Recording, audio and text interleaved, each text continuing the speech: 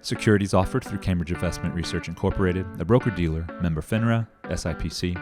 Advisory services through Cambridge Investment Research Advisors Incorporated, a registered investment advisor. Cambridge and Clear Vista Financial are not affiliated. Discussions in this show should not be construed as specific recommendations or investment advice. Always consult with your investment professional before making important investment decisions. Well, Luke 14, 27 through 29 says, "And if you do not carry your own cross and follow me, you cannot be my disciple. But don't begin until you count the cost. For who would begin construction of a building without first calculating the cost to see if there's enough money to finish it? Otherwise, you might complete only the foundation before running out of money, and then everyone would laugh at you." Folks, I'm certified Kingdom Advisor Mark Trice, and I want to welcome you to the Spend Life Well show, where we apply biblical wisdom to your financial life.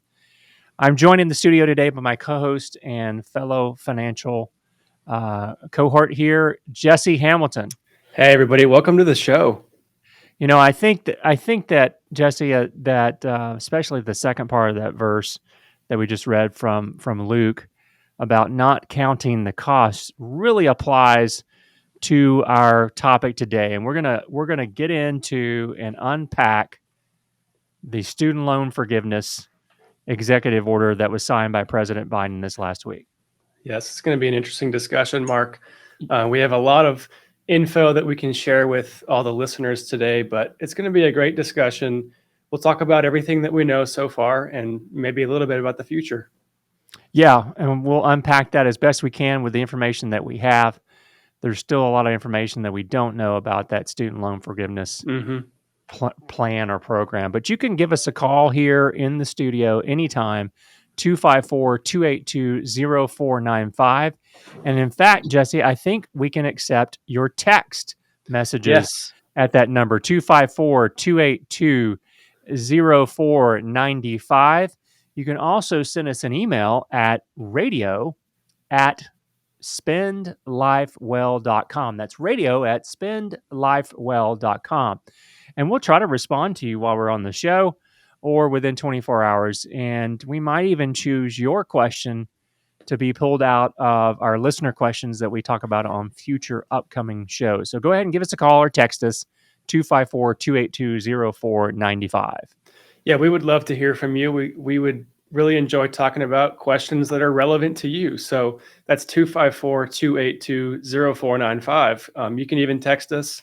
It doesn't have to be a detailed question. You can just text us and say we're enjoying what you're saying, or maybe I disagree with something you said. We'd love to hear from you. But that being said, I wanted to let our listeners know that right after this show at 9:15 today, we actually do have a few seats available still for our monthly market update, where we do a deep dive into what's happening in the markets over the past month. We talk about current events and the state of the economy, and we sure are in an interesting time right now, Mark. So it'll be a great presentation about the current events, current situation in our country. Yeah, we encourage you to do that. We do it the first Saturday of every month, right after our show at 9:15. If you can't make it, you may be driving or whatever, go ahead and go to our website at spendlifewell.com/events and register, and then we'll send you a recording of that live update that you can listen to later. We think it's very important. People have a lot of questions about what's going on in the economy and things like that. So that's spendlifewell.com/events. Yeah, you can register. We actually have some other events coming up soon that you can register for as well. Yes, we do. So we'd love to see you after the show and at one of our other events coming up too. All right, today we're going to talk about student loan forgiveness. Does everybody qualify? Who doesn't? Jesse's going to give us a market update, and we're going to take some real-world examples as well about what it takes to retire. What does it mean if you have so much money in the bank or in your savings for retirement? What's that lifestyle going to look at? And we're going to examine 4 or 5 different couples or individuals and see what they're doing. And then lastly, if we have time, we always like to take questions from our listeners. And so we'll do that sometime during today's program. So let's get in. We got a deep dive into the new student loan forgiveness program. Jesse, why don't you jump in there, and I will Sure. just provide So, some commentary today. so this new executive order that we heard about last week will eliminate a massive amount of debt for millions of people. So this could be up to 43 million borrowers who have federal student loans, and by the estimations, about 20 million borrowers could have their debt entirely eliminated. So, how much debt is forgiven? It depends on several things. There is an income cap, but most people making under $125,000 a year will have qualify for up to $10,000. But if you were a recipient of a Pell Grant, then and this represents about 60% of student borrowers, then you could qualify for up to $20,000. Mark. And Jesse, we should just probably address the elephant in the room. Mm-hmm. Not everybody is really that happy about this student loan forgiveness plan. Yeah. I mean, it's a mix of things. We'd like to know what you think. Send us a text to 254-282-0495. Keep it clean, folks. This is a Christian talk show, and we like to keep it clean. I know some people are very upset about this. Some people are like, "That's great." I know some people in our office that will be impacted positively from this, Yeah. and I don't know the reason why the Biden administration. I mean, this was one of their campaign promises that they wanted to try to address the burden of student loans. But what do you think, folks? We'd love to hear from our listeners. 254-282-0495. What do you think about President Biden's student loan forgiveness plan? Well, it's hard to not be conflicted because I have a lot of peers and myself that could be heavily impacted by this, but at the same time, there's no such thing as free money. It doesn't just, appear. Now, wait a minute, Jesse, because I heard on the news, I was watching my news feed, and there was a congresswoman. I can't remember where she was from, maybe Wisconsin or something like that. And she was trying to address her constituents to basically say that we shouldn't worry about who's going to pay for this student loan forgiveness program because the federal government's going to pay for it. It's not the taxpayers. Well, here, Mark, critique my thoughts here. Okay. Because a part of this new Inflation Reduction Act, which has some vague areas in it, is heavily taxing giant corporations. So do you think there's a chance that those hundreds of billions of dollars of corporate taxes could pay for a part of this? Maybe, except the Inflation Reduction Act does not actually reduce inflation.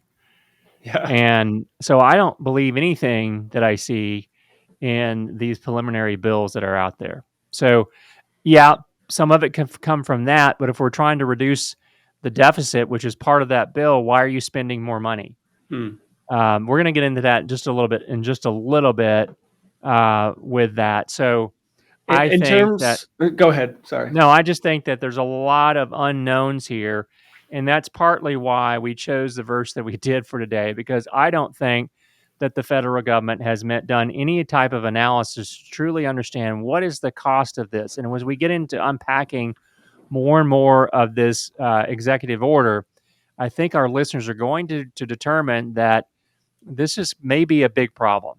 The student loan forgiveness stuff may be a big problem. Let's go a little bit further into some of these things here, Jesse. You've already talked about the income caps and things.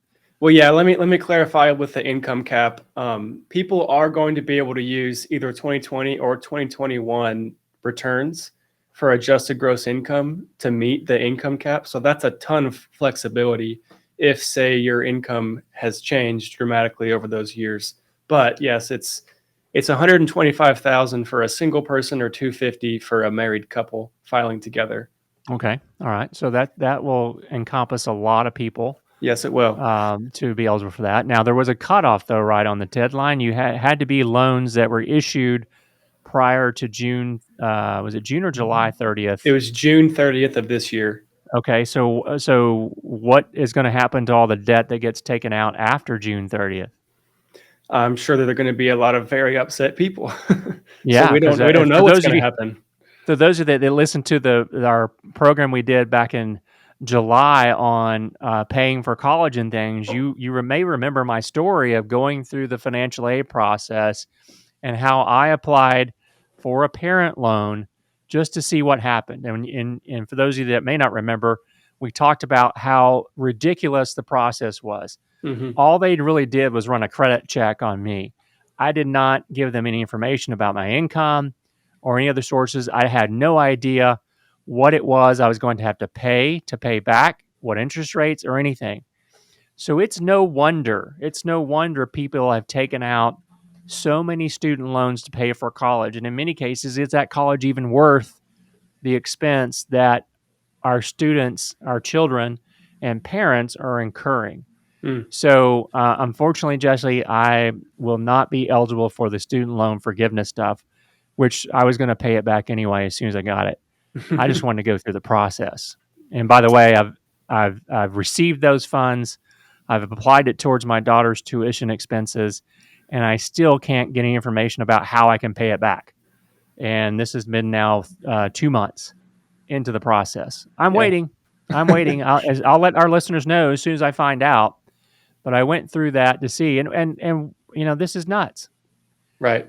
All right, so we know the Well- income caps. Pell borrowers can have up to $20,000 Up to forgiven. 20,000. Right. So there are 4 types of direct loans from the federal government for student loans. There's the subsidized and unsubsidized loans. Those are Now, very common. do we know the difference between the subsidized and unsubsidized loans? I couldn't tell it to you. Do you know it? Yeah, I do. I was throwing up a softball question to you, but I'll have to give you the answer. So Yeah, let me know. So a subsidized loan means that the federal government is paying for the interest on that loan while you are in a deferment period. So the deferment period might be while you're in school, Okay. and maybe even up to 6 months after you graduated from school. Mhm. Okay. So you have to be in school a certain amount of time. I forgot what the numbers are, maybe half time or something. But you need to make sure that whether your loan is subsidized or unsubsidized. When it's unsubsidized, which by the way, that was the loan that I received, an unsubsidized loan. So you understand what unsubsidized loans, Right. Yeah. the interest is accruing and no one's paying for it. It is being added to your balances of what you ultimately owe. And so here I am 2 months into this student loan process, and I still am not able to pay any of it back, and I'm accruing interest. So I'm a little upset about this. And so I want to make sure that people are aware, if you have a subsidized loan versus an unsubsidized loan, you prefer a subsidized loan, but not oftentimes can we get those. Okay. Right. Or what's the other 4 types? So there's 4 types total. There's the Grad Plus loan, which is an additional loan for grad students who need a little bit more income to pay for their tuition and books and everything. And there's the Direct Parent Plus loan, which is the same idea, but for parents. That's what I got. Yeah. That's the one I don't know how much I'm going to have to pay back. Mhm. I don't know the interest rate, and I can't figure out how to actually pay it back or start making payments. I'm happy with my government and the whole process. Shouldn't I just trust the federal government, Jesse? I don't know about that. Am I being a little bit too difficult here? Should I just trust the government? Perhaps I should just give him my wallet. Here, I'm going to give him my wallet. He's pulling his wallet out right now. I'm pulling my wallet out right now. If someone from the government would just come get my wallet, I know you can take care of me and take care of the student loan that I took out that I can't figure out how to pay back. All right. We're being a little bit sarcastic today, folks. If you're not sure, then maybe this is the first time you've listened to our show. And you're like, oh my gosh, what did I need to change the channel. This guy's crazy. No, I'm being a little bit facetious here in that, I went through this process to share with our listeners so that you would be aware of what it takes and how the process works for your child and for you if you're thinking about borrowing to pay for college. Mm-hmm. Give us a call at 254-282-0495. You can also text us at that number. That number is 254-282-0495. And before I interrupt Jesse again, I'm going to let him finish the different 4 types of loans. And I think there's one more, isn't there? There's only Jesse? one more. It's the direct consolidation loan. Which, okay. I've actually not heard of people using these as much, but I'm sure that they do for consolidation Yeah, purposes.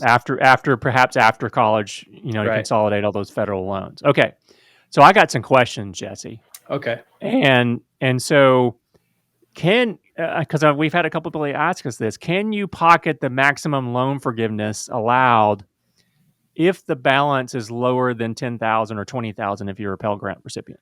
Well, it's complicated. Okay, so but I surely I can't get back more money than I owe. Well, potentially. Okay, go into that, please, because now I'm confused. Well, next to my notes is just quickly that private loans cannot be forgiven, so we'll That's throw that right. in there. So if you have But private college loans, you're out of luck. right. But So I think that if when it comes to the $10,000 limit, if you don't have $10,000 worth of student loans, you cannot get $10,000. You can't get the difference back. correct. So if you have $6,000 of federal student loans, If you're expecting a check based on the difference, yeah, that's not going to happen. no, not going to happen. Sorry, folks. This is not a free. Well, it is a free money grab, but it's not that big of a free money grab.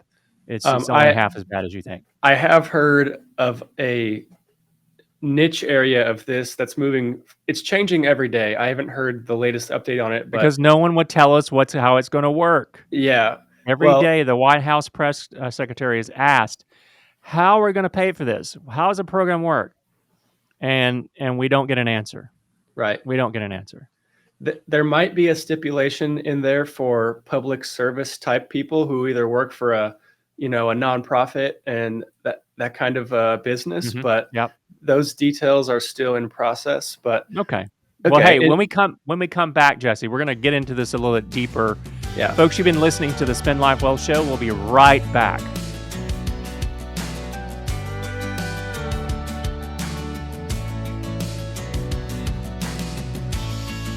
All right, folks, welcome back to the Spend Life Well show. I'm joined by my co-host, Jesse Hamilton. I'm Certified Hello. Kingdom Advisor, Mark Trice. We've been unpacking the student loan forgiveness program that was unveiled just this past week, Mhm. and everyone's still trying to make sense of it.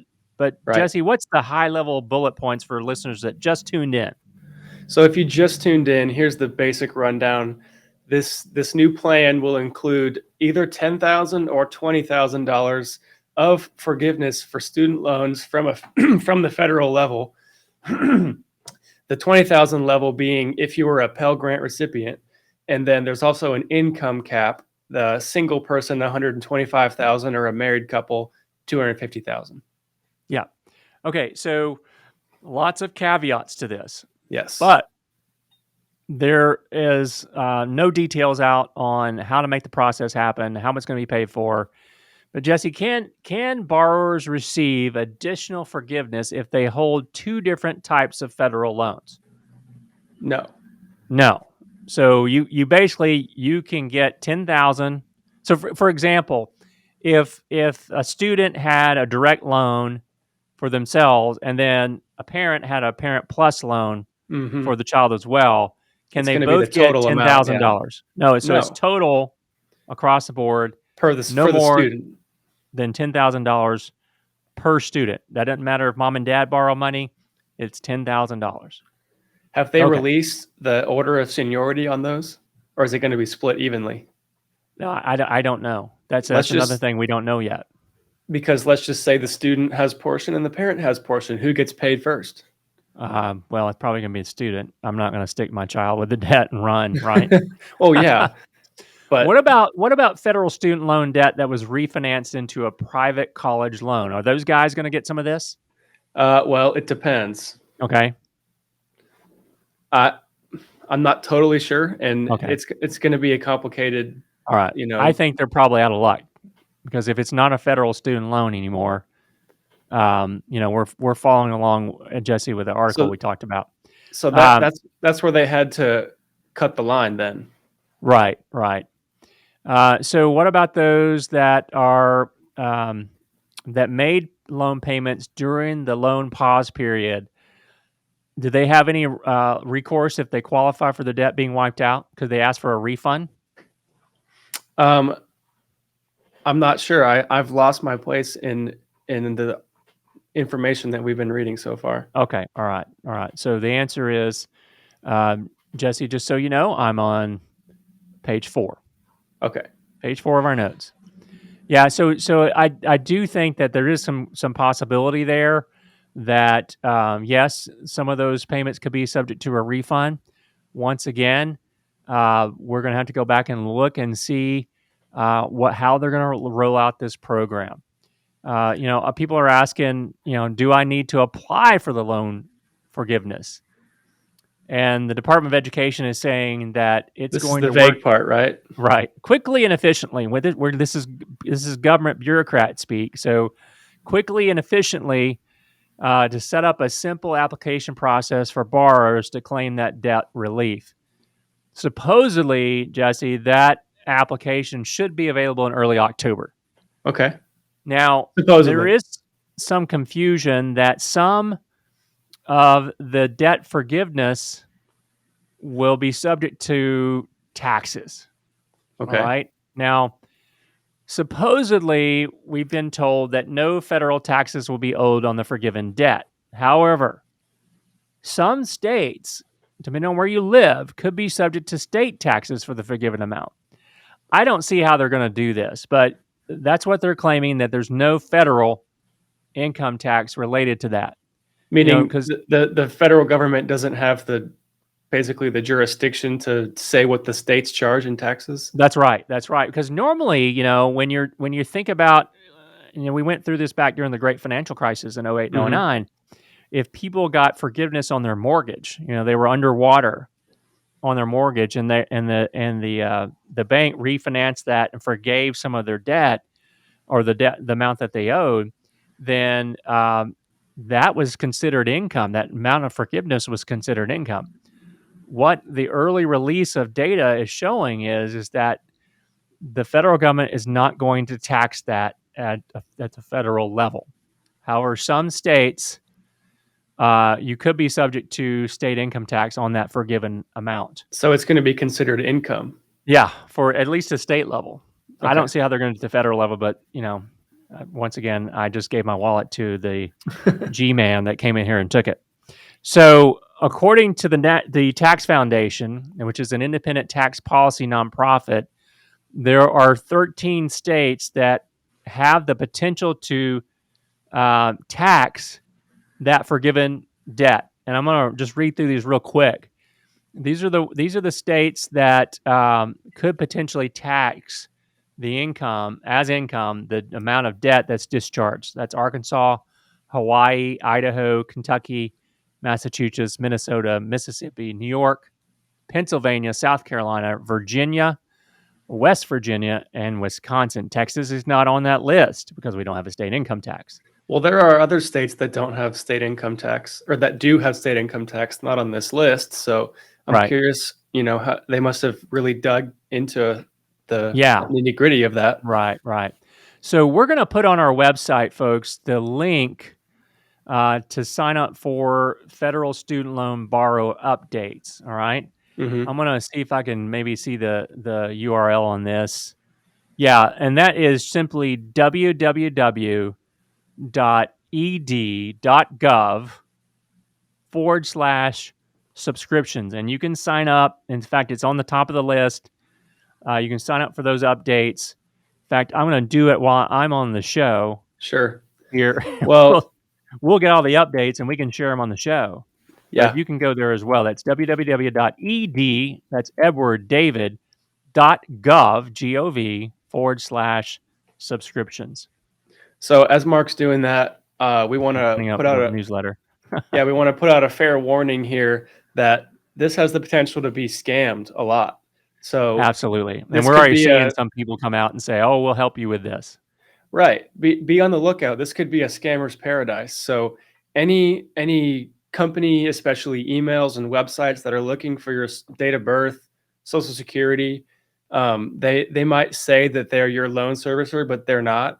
So be really careful about only putting your information into what is in fact your loan servicer. It's just a lot of potential there. So keep a watchful eye. Yeah. So watch out for those because there are scoundrels abounding all over the place. Now, is this loan forgiveness thing a sure thing? Well, this is the big question at the end of our notes here, because in reality, it's not a for sure thing. It's expected to happen, yes, but it's very likely that the Biden administration is stepping outside of their executive authority. They're claiming that it's a part of the HEROES Act, which was a part of the aftermath of 9/11, but that allows for expanded presidential powers during an emergency. So they're operating within that umbrella, but a lot of experts are saying that he's going to get sued, and there's a lot of people that are going to be upset about this. So Yeah, I think there's a lot of problems with it. First of all, is just what it's going to cost. And the problem that I have, and we don't get into politics here on this show that's much, but the problem, but we do talk about finances, and I guess we can talk about the federal government finances. The problem is they're not fixing the system. They're not fixing this a very bad student loan system, and that system really was created and expanded in the '90s and the early 2000s to basically create more jobs for academics. mhm. Versus trying to help students, and it shifted into overdrive, and it generated these huge costs for taxpayers. It caused the cost of college to go up because now colleges can charge more money. They can expand their already bloated staff and expenses, and you saw this massive shift in resources towards the college sector. And really, when you think about it, sometimes going to college is not providing a lot of value for students. Hmm.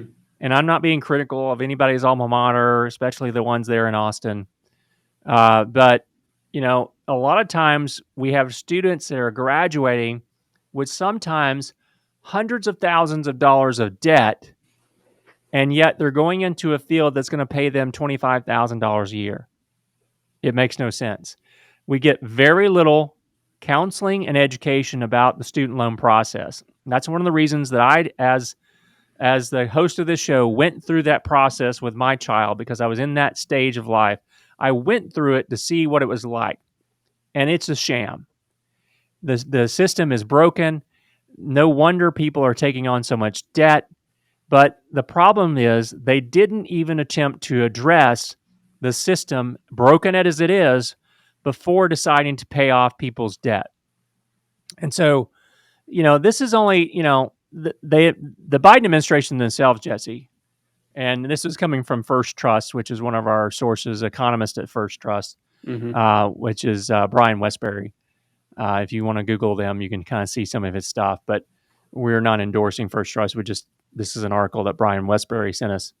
The Biden administration says that these changes to pay off the debt would cost about $240 billion in the next 10 years. Okay. The Committee for a Responsible Federal Budget says that might cost anywhere between 440 and 600 billion. And then a budget model from Wharton says it'll cost over $1 trillion. Wow. But a lot of economists think that $1 trillion figure may be way too low. So the key is, as bad as it is, the cancellation of some student debt that already exists is only a small part of the policy change. The much bigger change, and the one that we think that the market has begin to absorb, is limiting future payments on debt to 5% of income. Okay. So that's an ongoing change that would That's an happen ongoing change for a long time. Listeners, you need to listen to this for a second. And I know we're coming up on the end of our segment, but we'll get into this in the next segment as well. They're going to limit future payments of debt to 5% of income, but only after the borrower's income rises above roughly $30,000 a year. So, for example, Okay. if someone makes $70,000 a year, then no matter how much they borrow, hundreds of thousands of dollars, they're limited to paying only $2,000 per year. That's essentially 5% of the extra $40,000 above that $30,000 threshold. I know it's a lot of numbers here, but so $30,000 below that is not a part of the calculation. yeah, they're going to have to pay back. If you make less than $30,000, you don't have to pay it back. So then what Then, happens? What happens after decades of paying the absolute minimum? okay, so if I'm making $70,000, I'm limited to paying $2,000 back per year, and I owe $100,000. It's accruing interest, by the way. Yeah. After 20 years, any remaining debt that I owe would just simply disappear. Is that not perverse? Yeah, people are I'm going to be able limited to on what see I can pay straight through back. that. I'm capped. And then after 20 years, it just goes away. So that's why it's so much unknown here. But this is one of the major policy changes here. So folks, we're going to come back and talk about this. And again, I want you to hang on. You're listening to the Spend Life Well show. We'll be right back.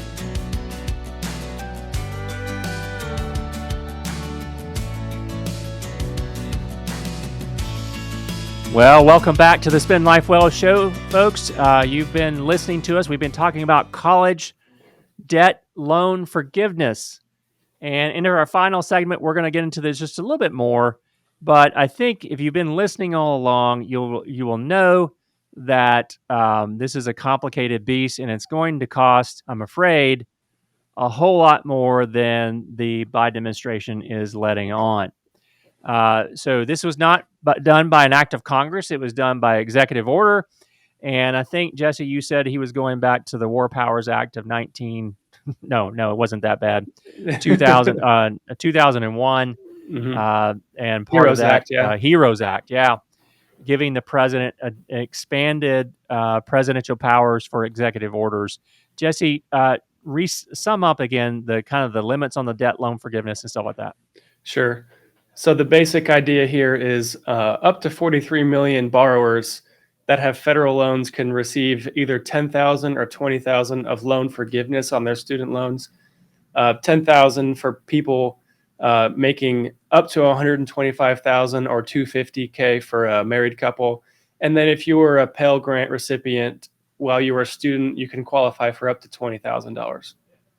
Okay. All right. We've been talking about some of the limitations on that. We've also been talking about the income caps on how much students would have to repay every year based on their income. So we were given the example that if someone making $70,000 a year would be limited to paying back just $2,000 per year, and then after 20 years, the remaining debt goes away. So in our example, someone borrowed $100,000, okay, and they paid off $40,000 over 20 years. And of course, that's accruing interest and things like that. The balance of that loan is just going to go away. Yeah. Disappear. Does that seem fair? Jesse? I don't think so. I don't think so.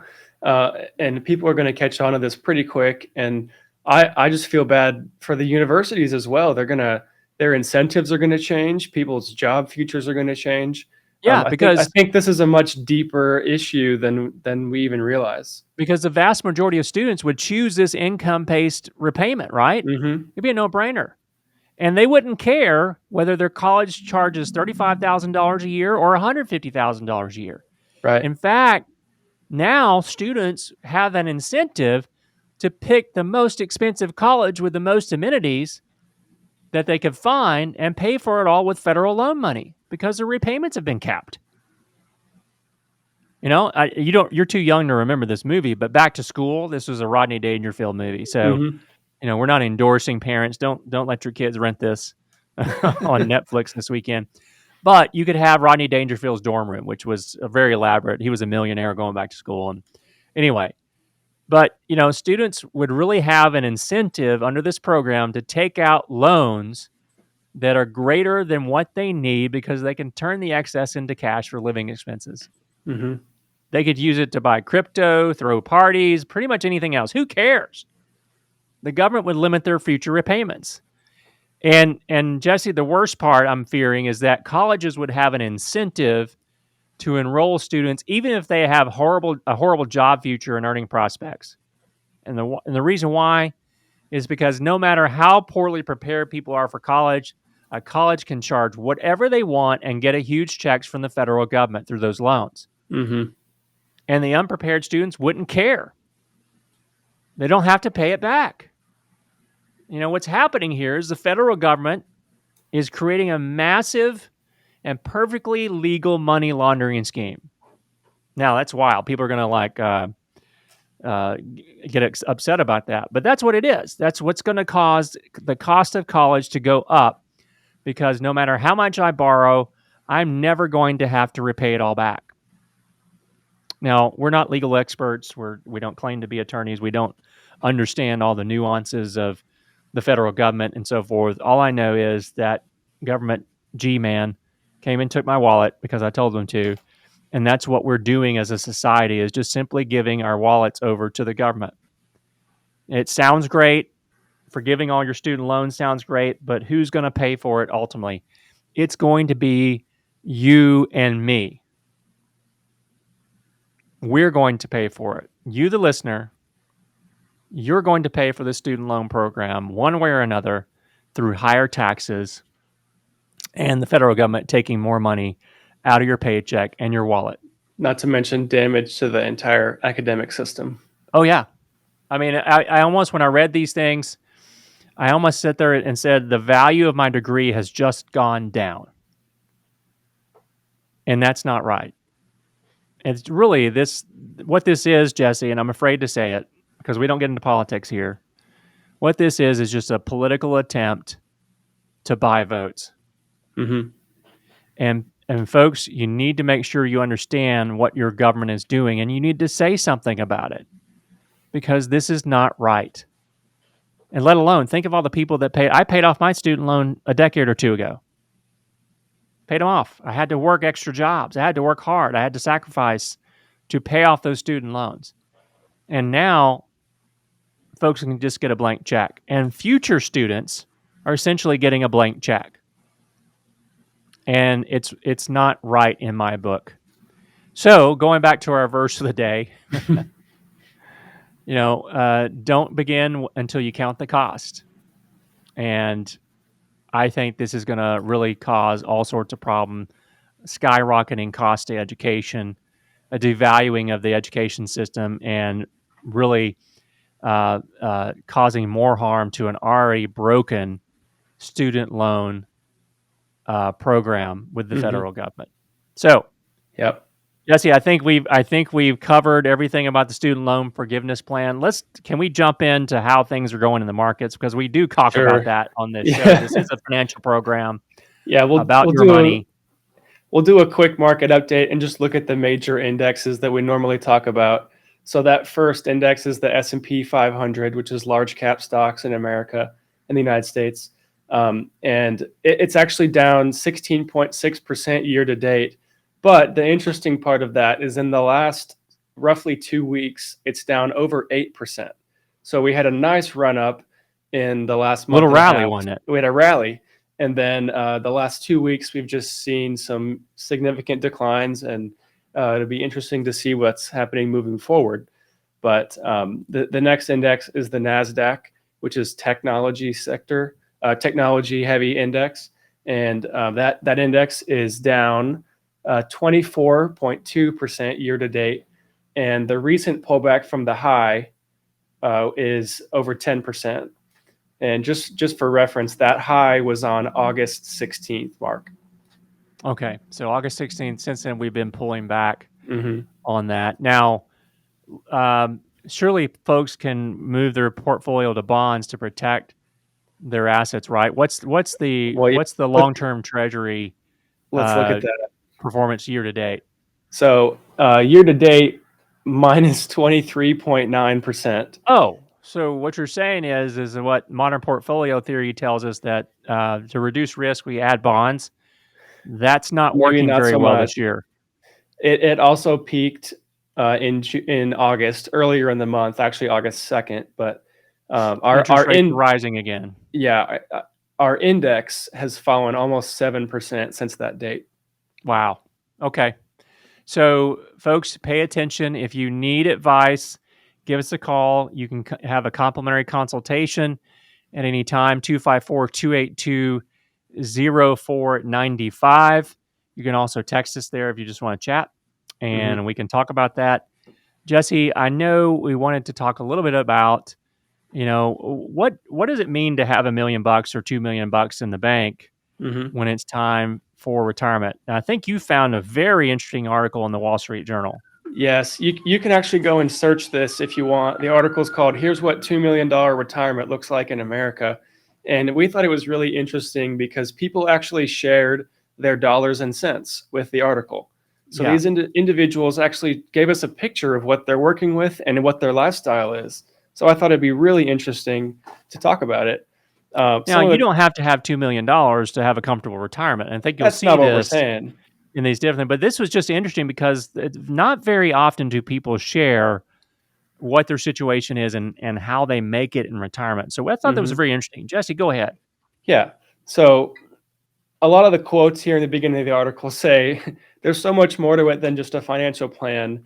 It's a time plan. What are you going to do with all your time? When, Mark, we always talk about that. What are you going to do when you retire? Yeah, that's what we in fact, we don't call our financial plans. We call them financial preparedness plans because your plan will change quite often throughout your retirement. And I don't want to get off on a tangent, Jesse, but I just got to say, and I've said it before a dozen times on our program here, that if you don't know what you're going to do when you retire and you stop working, don't retire because you will be miserable.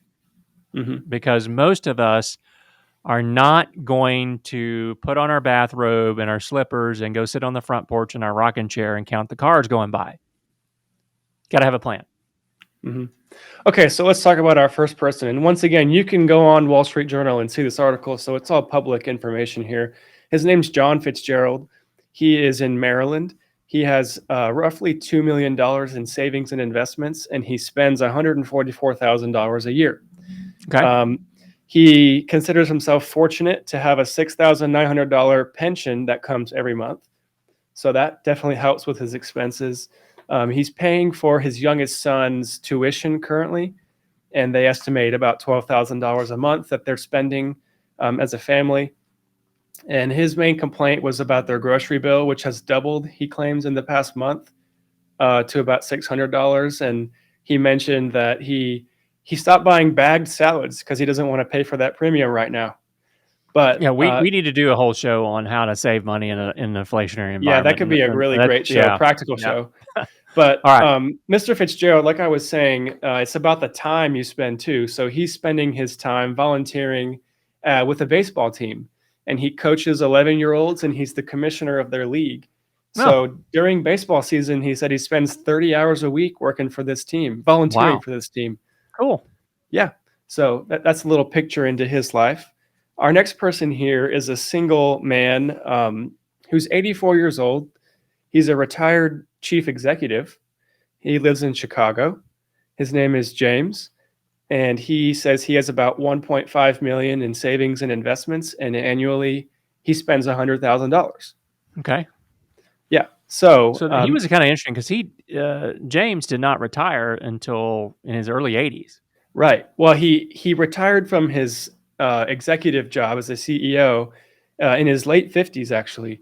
And he decided to serve on boards and become a member of different organizations that paid him pretty well. So that's a great opportunity if somebody's looking to retire but wants to fill their time. He told us that, or not us, but he told the Wall Street Journal that he was able to earn about $150,000 a year serving on different boards, which is pretty extraordinary for quote unquote post-retirement. Yeah. But he says that he fills his days networking and helping people, taking them out to lunch, people who are seeking career advice. So all right, he seems like an awesome person to have on your network. Maybe you can score a lunch with him. But so this person said that he cares a lot about giving. And we talk a lot about giving on this show. Right. And so he gives to his couple different charities and his alma mater, but he did say that he's going to have to reduce his giving this year because of inflation. Yeah. So, in fact, that reminds me, giving means we've next week we've got a special guest on our program. Oh yeah, Michael Blue. Blue, and Jesse, what's the name of his book? It's called Free to Follow. Free to Follow, and it's a great story about just surrendering your life to Christ and His plan for you. And Michael Blue will join us on the program next Saturday, so you want to listen in on that for sure. Mm-hmm. So Okay, who else we got? Well, one more comment about James here, and I would love your feedback on this, Mark. He said that he gets anxious about his adjustable rate mortgage, and his quote here says, "Don't go into retirement with a mortgage." It seems like a pretty Absolutely. aggressive But statement, but would you agree with it? I would. Why do you want to be carrying debt into retirement? But I know a lot of people. I know a lot of people that have decided to buy a new home and finance it Mm-hmm. in retirement. Now, why do you want to carry that burden? But we can talk about that. Each individual is unique, but I'm generally against going into retirement with a big mortgage. Now, if you're close, but uh, sometimes we see people that just basically upsize instead of downsize for that. So we caution against having debt in retirement. Sure. Do we have time for one more, Mark? Or Yeah, two one more? more. One more. Okay. So the next person in this article, her name is Judy, and she categorizes herself as a former workaholic. So she was a human resources executive at Berkshire Hathaway. She said that she has 1.8 million saved up in various accounts and investments, and she spends $110,000 a year. But her quote here is that she discovered a whole new sense of purpose. And my mantra is to wake up in the morning and make a difference in someone's life. So she volunteers quite a bit. Yeah. That's a way to spend your time. Yeah, and a lot of times we refer to retirement as the second half of life. Mm-hmm. And there's a lot of things that you can do that you never got a chance to do, and a lot of people like to volunteer. Yeah. All right. These are good stories, and there was one that was, he only had did he have $500,000? I can't remember what the story was, but don't let these big numbers scare you. But the thing These are is people that are all across the country. There was other right. people in this article who had less than that.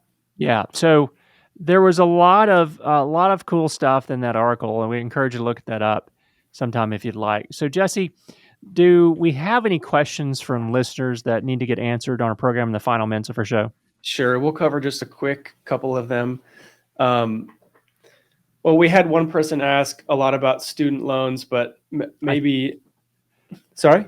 No, go ahead. Oh, okay. You kind of already answered this, so we don't have to cover it. But it says, do you have any advice for current students or the parents of current students on how to deal with the student loan forgiveness in the future? But you've really covered a lot of that. Yeah, I think so. already I think today. the things there to remember are the income caps, income payment caps, and then also too, if you received a loan after June 30th of this year, you're not eligible for the lump sum forgiveness. Mm-hmm. But there are provisions in that executive order that deal with future repayment of those loans. My advice is, if you're a parent and your child has some of those loans, make sure that you're engaged and involved in the decisions of when and how to pay that off. Okay. Because it can be quite a burden for that child that's just going into the workforce and maybe, going into an entry-level job in their field. Right. So one more question we'll cover. We get individuals asking this very often, and I know Mark's going to have some good feedback on this, but Anthony asks, should I keep contributing to my 401k with the market being so volatile? Yeah, we're encouraging people not to change that right now, especially the workplace 401k plans. What you're doing, I'm sorry, who was the listener? Anthony. Anthony, what you're doing is you're dollar cost averaging. Some months you're purchasing the same amount. You're purchasing shares in that mutual fund and that 401k at a lower price. Some months are a little higher.